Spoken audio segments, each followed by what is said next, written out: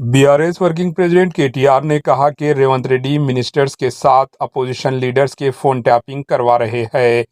उन्होंने इस मामले में खुले मुबासे का रेवंत रेड्डी को चैलेंज किया। केटीआर ने प्रेस नोट जारी करते हुए कहा कि अगर हिम्मत है कैमरे के सामने इस मामले में लाइव डिटेक्टर के साथ आए। रेवंत रेड्डी में अगर हिम्मत है तो उनका चैलेंज कबूल करें या खुला आम ये ऐलान करें कि वो खुद फोन टैपिंग नहीं करवा रहे हैं।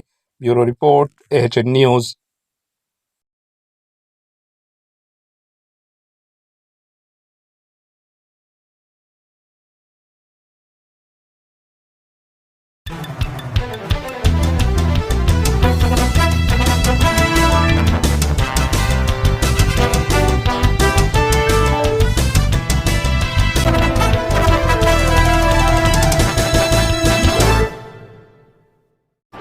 एएचएन न्यूज़ को लाइक करें, शेयर करें और सब्सक्राइब करना ना भूलें।